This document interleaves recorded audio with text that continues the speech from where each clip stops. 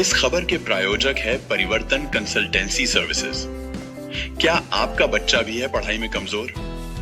आपके बच्चे को दीजिए मिड ब्रेन एक्टिवेशन कोर्स का तोहफा। बनाए अपने बच्चे को जीनियस।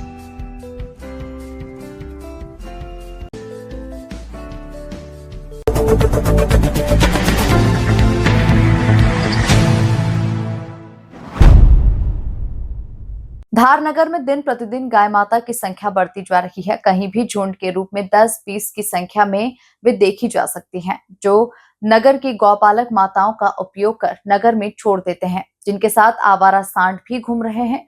आए दिन नगर की व्यस्ततम मार्गों में ये झगड़ते हुए पाए जाते हैं, जो कहीं ना कहीं किसी के घर में भी घुस जाते हैं, कहीं गाड़ियों का नुकसान करते हैं और कभी कभी इनकी चपेट में आकर जान माल का नुकसान भी हो रहा है, जिस वजह से नगरपालिका की लापरवाही स्पष्ट रूप से दिखाई दे रही है।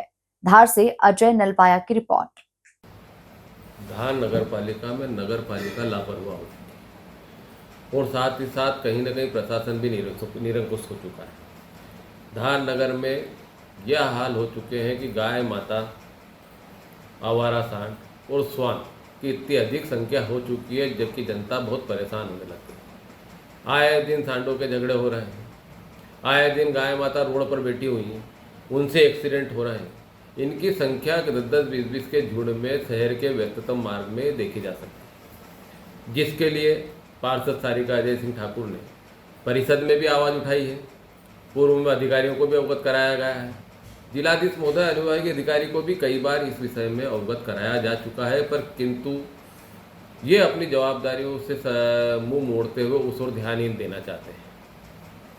धार नगर चूँकि धारनाथ की सवारी के साथ यहाँ उत्सवों का माहौल चालू हो जाएगा, धार्मिक जुलूस निकलना है, नए नए काम अब संख्या बल में होना है, जिसके इनकी इतनी ज़्यादा संख्या के कारण जब जनता का जीना दुश्वार हो चुका है, तो क्या इन उत्सवों में भी कभी कोई हंगामा नहीं हो सकता? इनकी नगरपालिका और प्रशासक अगर इस ओर ध्यान नहीं देगा तो ये आने वाले समय में कभी भी कोई भी बड़ा हादसा इनसे हो सकता है।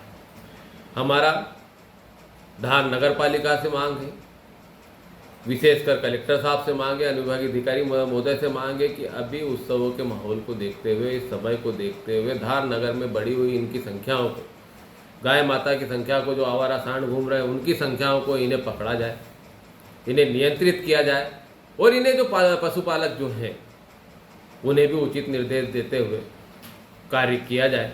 और श्वानों की जो नसबंदी का कार्य यहाँ पर धार में चल रहा है, जो ऊँट के मुंह में जीरे के समान हो रहा है, उन्हें मात्र 5 लाख की राशि दी गई है, जिसमें सिर्फ 4.5 लाख ही श्वानों का नसबंदी हो पाएगी, जबकि अभी प्रजनन, कुत्तों के प्रजनन का कार्य हो रहा है। जहां आप 4.5 लाख, 450 श्वानों की नसबंदी की बात कर रहे हैं, वहीं इससे कई ज़्यादा, कई गुना श्वान अभी हो जाएंगे, उनकी आबादी बढ़ जाएगी, इसलिए उसकी भी नसबंदी में उसकी भी राशि को बढ़ाई जाए और इसमें जो घातक कार्य धार में हो रहे हैं, आवारा मवेशियों के कारण हो रहे हैं, पशु के कारण हो रहे हैं, श्वानों के कारण हो रहे हैं, इसे रोका जाए।